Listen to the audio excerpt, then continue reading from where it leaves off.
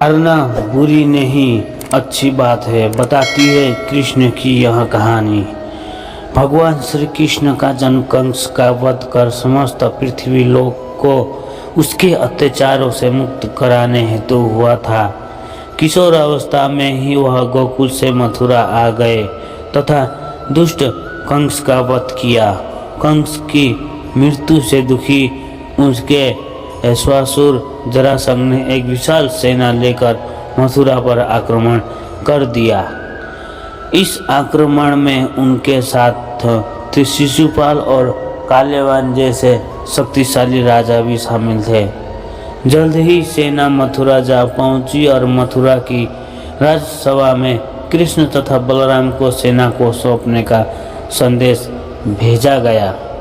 इस युद्ध को टालने तथा मथुरा के निर्दोष नागरिक को बचाने के लिए कृष्ण ने रातों रात वहां से सैकड़ों किलोमीटर दूर समुद्र में एक नई नगरी द्वारिका का निर्माण करवाया।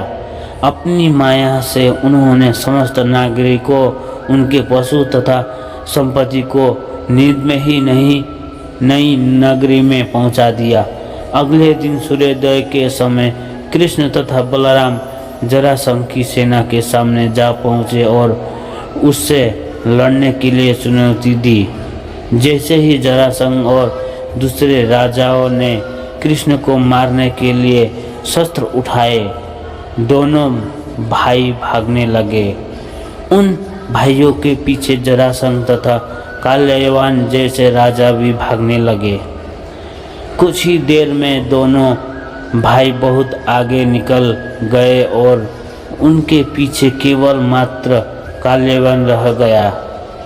उसे देवताओं ने वरदान दिया था कि उसकी हत्या किसी अस्त्र या शस्त्र से नहीं होगी। ऐसे में वह निर्भीक और लगातार कृष्ण का पीछा करते करते एक गुफा में जा पहुंचा। गुफा में राजा मुचुकुंद सो रहे थे, जिन्हें इंद्रदेव ने वरदान दिया था कि जो भी उन्हें उठाएगा वह उनको देखते ही जलकर भस्म हो जाएगा। वहां पहुंचकर कृष्ण ने सोए हुए मुकुंद पर अपना पीताम्बर डाल दिया और स्वयं छिप गए। काल्यवान भी वहां जा पहुंचा और सोए हुए राजा मुकुंद पर पीताम्बर देख उन्हें ही कृष्ण समझ बैठा। उसने मुकुंद को उठाने के लिए लात मारी, जिसके कारण उनकी निद्रा खुल गई और उनके देखते ही काल्यवान वहीं पर जलकर भस्म हो गया। तत्पश्चात कृष्ण ने राजा मुकुंद को अपने चतुर्भुज स्वरूप में दर्शन दिए और उन्हें मोक्ष पाने का वरदान दिया। वही दूसरी ओर जरासंध और बाकी राजा पूरी तरह से खाली मथुरा देखकर वापस लौट गए। युद्ध से भागकर कृष्ण ने रखा देवताओं का वरदान का मान। कृष्ण चाहते तो स्वयं भी काल्यवान और अन्य अधर्मी राजाओं का वध कर सकते थे, परंतु देवताओं के दिए गए वरदान का मान रखने के लिए ही उन्होंने काल्यवान को राजा मुकुंद के हाथों मरवाया।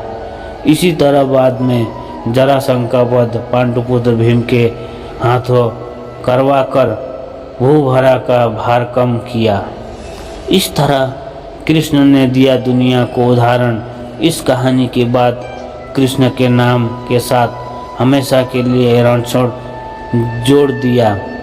कृष्ण की इस कहानी से सीख मिलती है कि अनावश्यकता ताकत का प्रदर्शन नहीं कर बुद्धि बल से काम लेना चाहिए।